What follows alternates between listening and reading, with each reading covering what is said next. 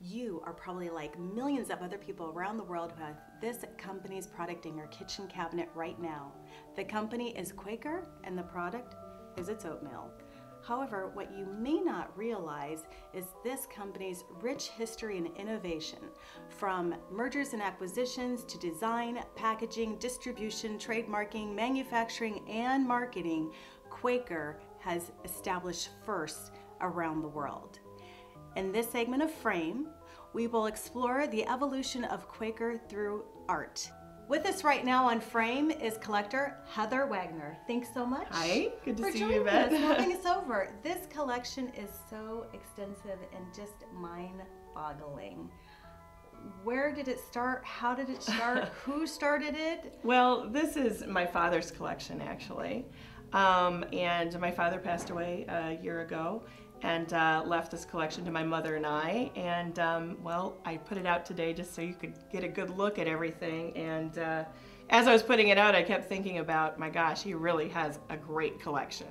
I mean, it's fantastic. And it all started with, and that's an actual Quaker puffed rice box that somebody gave to him as a gift. And he loved it and he was fascinated. And he's been a collector for many years, collecting beer cans and all kinds of breweryana and different kind of advertising things. And so this was right up his alley. And he worked for Quaker Oats for, I think, 40 years. And this was something that he really, dove into collecting. This is really fascinating. Yeah. So let's work It's real back. rice in here. And there's still rice in here. Yeah. Now, did he design product packaging? He was he was a packaging engineer for. Let's talk about what most people know, which is the oatmeal. The oatmeal. And this is the one over most people know right here. Yes, exactly. The Quaker man was very intentionally symbolic for their packaging. Why was that? Well, and it's kind of interesting, in some of the early Quaker oat product, he has this little scroll that would say pure on it. Right here. Yeah, yes. and there's always the picture of the oats and that kind of stuff. And then it went from that just to the symbol of him, and which I believe became a registered trademark. They were the first company to trademark a cereal brand. They really started that. We also have the Mother's Oats, which is another Quaker brand, and then they started from, I was just talking about how I really like to look at the art, as I'm an artist. I love to see how the evolution of the art on the front of the package changes. Yes, with the the times. with The times, yeah. We have the woman and her little son, and what they're wearing and how that changes throughout time. Kind of goes to more modern clothing, and then it ends up looking almost like a Quaker Oats oat tube. Like the Quaker man himself, who's graduated. And so that's kind of interesting. Their outfit. Look at how simple not only the packaging becomes over time, but how streamlined their wardrobe is. Oh yeah. This box has a cup and saucer in it. They were one of the first to include these promotional items that, like Cracker Jacks, where you buy a box of Cracker Jacks, you get Lorraine or whatever. Well, Quaker was one of the first, and this one was the cup and saucer with Bonnie Blue cup and saucer. And there's all kinds of these things. There's little Quaker buckwheat ones, and here's some other kind of stuff. Here's one with the Cedar Rapids plant on it from Iowa. Yeah. Look at that. And then it's also kind of interesting to me that they put aluminum in there. Oh, yes. This one is with aluminum ware. Which is really smart, but that ties into their marketing. I know there was some internal friction over their marketing budget, but the chief marketing officer figured out that he better learn how to speak to women who were running the household in order to get the Quaker brand into the kitchen and become part of the family staple. Yeah, and then that also kind of leads into some of these smaller packages. These are ones that the salesman would go around from farm to farm, and one too. Yeah, this actually still has stuff in it. Still has oats in it. Yeah, and they use these as trial size. Yep, it's a free sample. Tasters, free samples. Hook you into the product, which was quite ahead of its time in that day, actually. Yeah, and a lot of times they would go to whoever the cook was.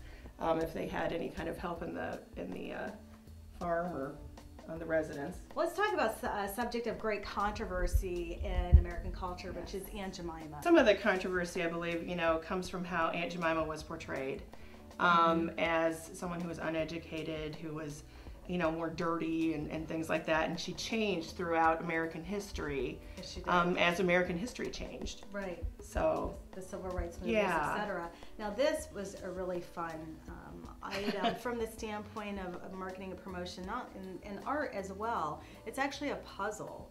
And so the key is to separate this package from the top.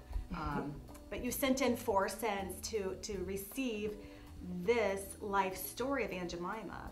And that's one thing that Quaker is really great at, and still is today, is telling stories and using poetry and other storytelling methods in their marketing.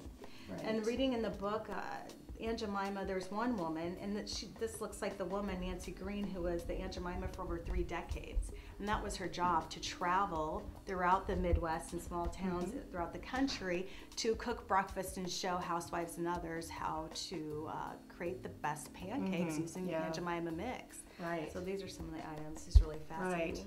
And then there's a letter over here. Aunt Jemima stationery from the Quaker Oats Company. And it's something that you would send away for when you put your little box tops together. And this was an Aunt Jemima doll. So it was a pattern for the Aunt Jemima doll, in the front and back, and you just sew it together and you got your instant Aunt Jemima doll. So anyway, he had several of these that, different dolls or different, but this was a character from Quaker Oats, so that's kind of a neat thing. On a lighter note, moving away from Aunt Jemima, but talking about dolls, yes, Quaker used dolls in cartoons. Obviously, we all know who this gentleman is. Yes, Captain Crunch. Now, and then we also have, who's this? This is Quake, and this is Quisp. And Do Quisp they go and Quake. together? Well, I don't know. I think they might have, but he was one that you could send in and sew and make. And this is Quisp, and he's kind of a American icon to a lot of people. He sells on eBay lots of stuff. Really? He has his own cereal, Quisp cereal. He's from outer space. And then this is King Vitamin.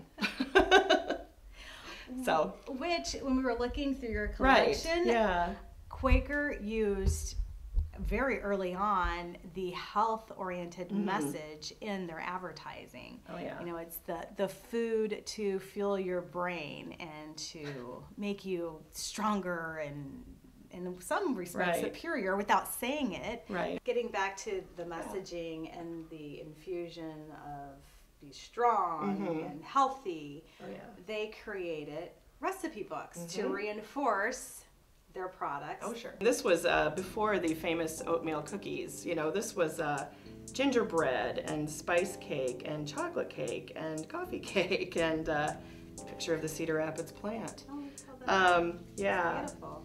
But it's, the recipes at Quaker Oats, they really did evolve. Because now everyone knows the oatmeal cookies are huge. And of course, that's what's on the front of the modern recipe book. I know my kids request them, and they're great. But this was a lot of baking, a lot of rolls and breads, oatmeal bread.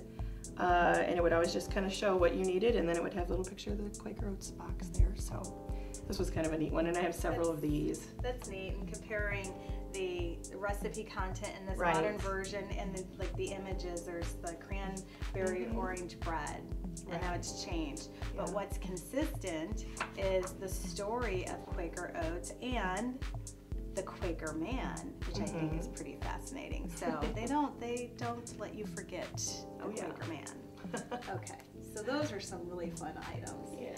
And that was, of course, geared towards women because they ran the household. But then they soon figured out another tactic ahead of their time again on how to continue to keep the product in the house. And so you have an example of that. That would be the kids, because when it comes right down to it, the kids are what's going to eat the good oatmeal. And here's a product that Quaker had at one time. It was called Toy Oats.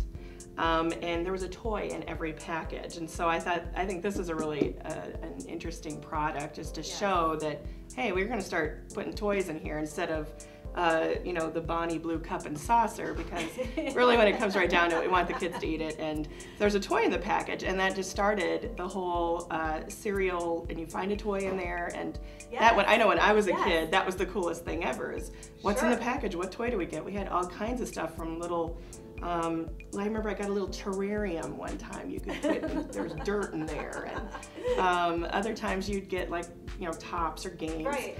So this was kind of one of the beginning of that whole movement. Here are some of these Petty John's ones. I thought some of these were kind of interesting back, you know, to show the time that it was, with some of the art and Mother Goose and this kind of stuff for you get a Mother Goose book for the little guys, you know. Oh, you're promoting literacy. Right, right. Which is great. You see how they really tie into, but I think they really expound upon a slice of American life and just make it huge. And Petty John's was a huge brand for Quaker. How does this collection make you feel?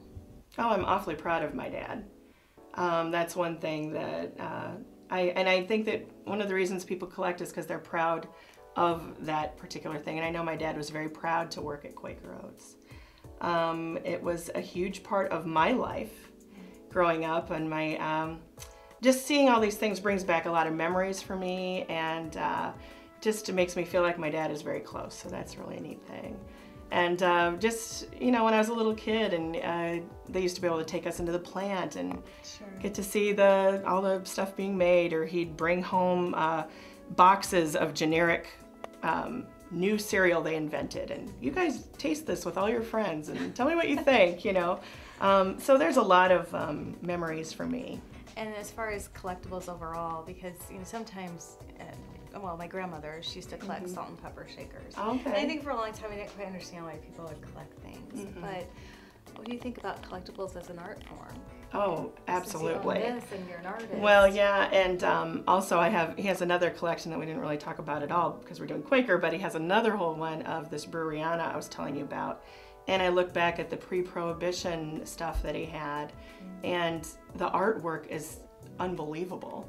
That they did that just to promote beer or Quaker oatmeal or things like that. That just blows my mind.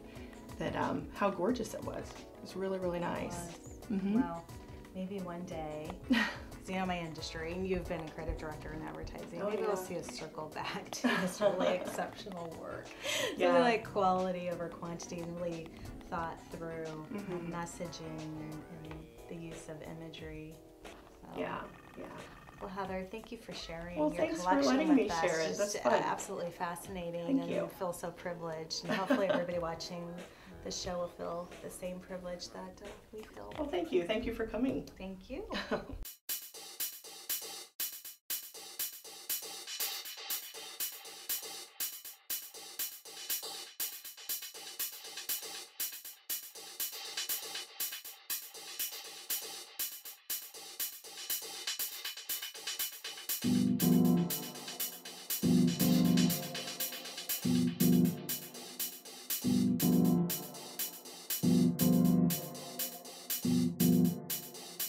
Frame is sponsored by Allegra, Cedar Rapids CrossFit, Click Marketing Solutions, Style Folio Jewelry,